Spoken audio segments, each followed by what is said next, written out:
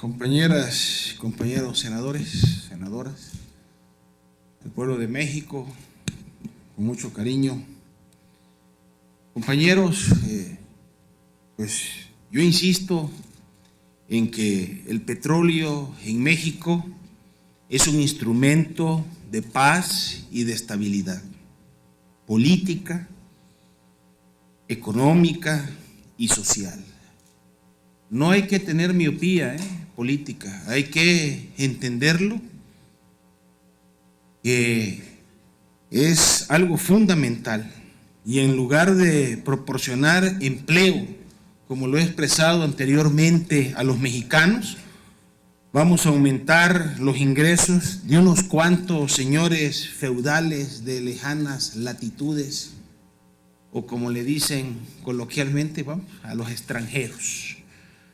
Y a todas estas empresas internacionales feroces. Ya vieron ustedes las declaraciones del gobernador de California en su reciente visita a nuestro país.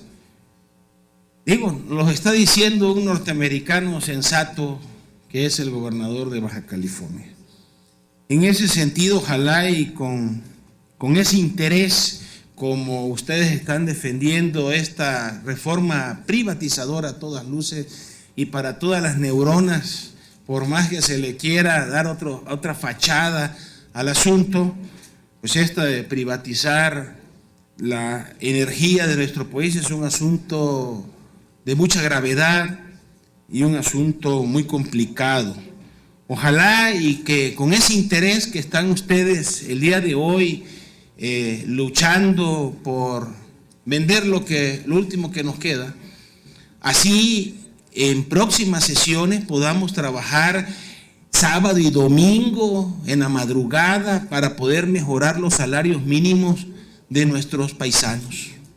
Ojalá y se pueda con ese interés y en la brevedad, y yo los convoco desde ahorita a poder revisar este tema tan grave del salario miserable mínimo que tenemos.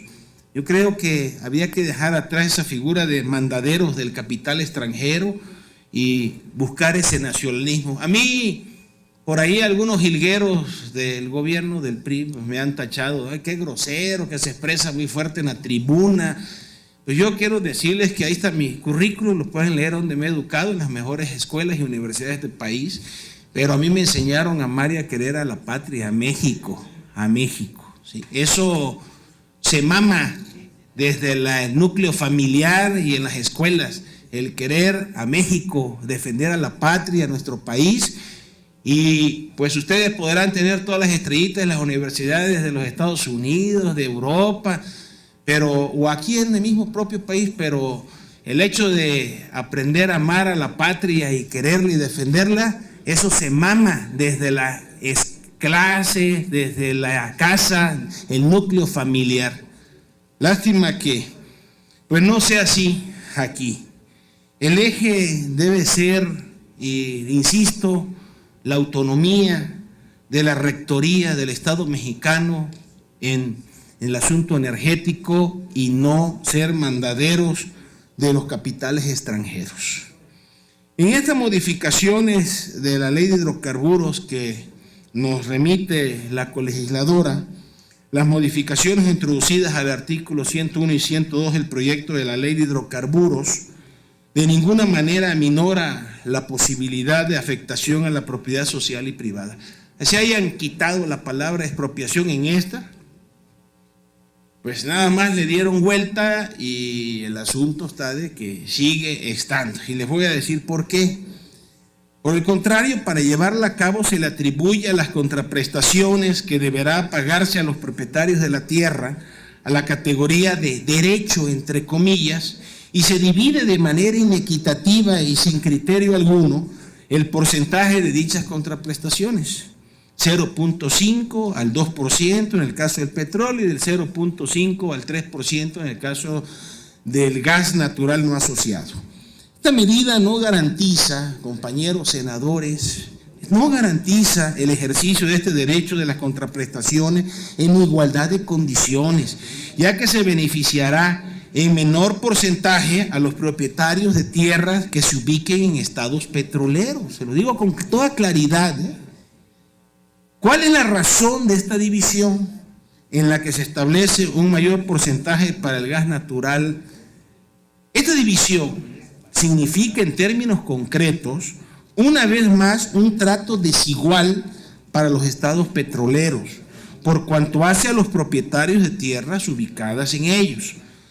Hay que resaltar que el régimen de afectación de las tierras ejidales y comunales que se instaura en este proyecto de ley de hidrocarburos como la industria eléctrica ha quedado intacto. Y ahí lo pueden revisar. La afectación no solo se realizará mediante la ocupación temporal, cuya temporalidad no se precisa. No es lo mismo un año a 5 que a 80 o a 100 años. Buen provecho, senador. No le vaya a hacer indigestión en la comida. La afectación no solo se realizará mediante la ocupación temporal, la cual, repito, no se precisa, sino a través de la figura que operan a favor de los particulares, como son la mediación y la servidumbre legales que podrán promover por la vía administrativa ante el Ejecutivo Federal o por la vía jurisdiccional ante los jueces de distrito en materia civil y en el Tribunal Unitario Agrario. Sin duda alguna, en contraste a este derecho de contraprestaciones inequitativas, debiera establecerse el derecho de los propietarios de la tierra a decir no. Pues si es mi casa, es mi tierra, es mi terreno, yo puedo decir, no señor, aquí no entra. Oiga, pero es que hay abajo mucho petróleo, pero es mi propiedad, tengo derecho a negarlo, decir no.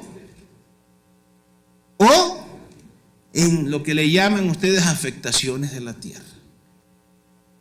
Es oportuno insistir también, compañeros, que aun cuando ya no aparece la figura de la expropiación y el Ejecutivo Federal podría llevarla a cabo para afectar directamente la propiedad social y privada, fue engañoso el argumento de que suprimiéndose el término de expropiación ya no se iban a expropiar y afectar tierras, propiedades y derechos. Que quede claro. Para confirmar este engaño, basta revisar nuestro marco constitucional en su segundo párrafo. El artículo 27 de nuestra Constitución Política, señores legisladores, conocedores de nuestra Constitución, que algunos no saben ni cuántos artículos tiene.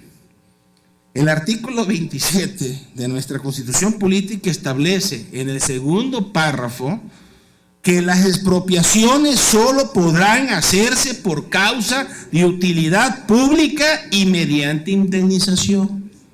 Así está, ¿eh?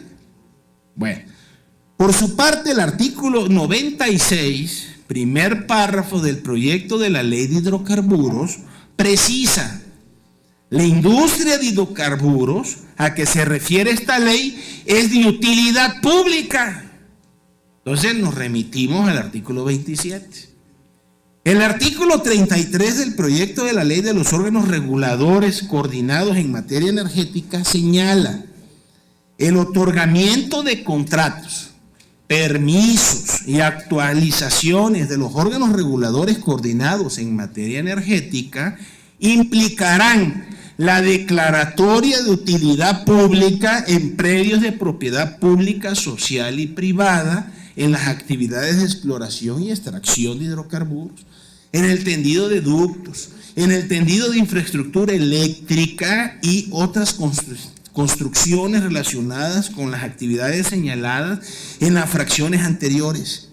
Yo quisiera que alguno de ustedes viniera aquí y explicara todo lo que se está diciendo aquí ahorita, porque está puesto en la ley, lo estoy leyendo textual.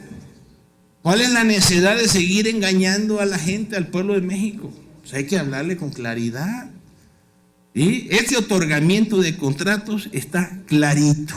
Los órganos reguladores coordinados en materia energética promoverán los actos jurídicos a que se requieren para hacer efectiva la declaratoria de utilidad pública, a la que se refiere el párrafo anterior, siendo siempre estas actividades de interés social y orden público, por lo que tendrán preferencia sobre cualquier otra que implique el aprovechamiento de la superficie y del subsuelo de los terrenos afectados en aquellas. Aunado a lo anterior, el artículo 1, 2 y 4 de la Ley de la Expropiación dispone respectivamente, leo textualmente: la presente ley es de interés público. Ahí está el detalle. De interés público, y regula los procedimientos, modalidades y ejecuciones de las expropiaciones. ¿Se consideran causas de utilidad pública, compañeros senadores de la República? ¿Se consideran causas de expropiación? Próximo candidato. Fracción 12ª. Los demás casos previstos por leyes especiales. Por leyes especiales. El Ejecutivo Federal deberá decretar la expropiación a que se refiere el artículo 4 de esta ley y precederá la expropiación previa declaratoria de utilidad pública a que se refiere el artículo anterior.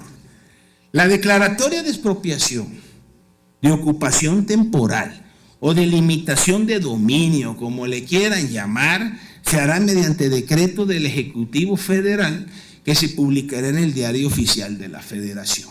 En suma,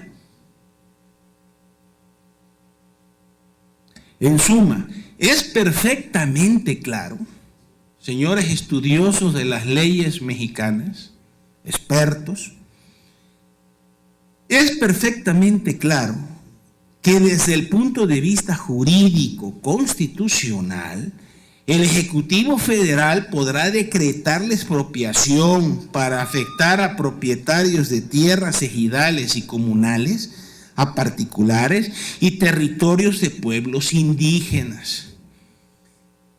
¿Cómo quedó este asunto aparte de la modificación de la Ley de Inversión Extranjera en el artículo 8º, fracción 2ª? Bueno, con la modificación aprobada por la colegisladora, se eliminó la excepción para requerir resoluciones favorables a la Comisión Nacional de Inversiones Extranjeras para que la inversión extranjera participe en un porcentaje mayor del 49% para las sociedades navieras destinadas a brindar servicios para la actividad de exploración y extracción de petróleo y demás hidrocarburos. Así de claro. Más del 49%, ¿cuánto es el porcentaje? Pónganle. Al respecto, cabe decir que con dicha modificación se mantiene el texto vigente de la ley, por lo que se obliga a dichas sociedades a obtener resoluciones de la comisión referida para participar en un porcentaje mayor al 49%. En este sentido, no tiene ningún impacto en el modelo de privatización de la industria petrolera. Ojalá, en serio, el petróleo siga siendo un instrumento de paz y estabilidad política de nuestro país y nos siga ayudando a poder salir de estas crisis terribles que tenemos desde los años 80. Ahí se lo dejo para que todavía puedan ustedes hacer algunas reflexiones. Yo sé y veo la cara de muchos de ustedes que la conciencia les aprieta.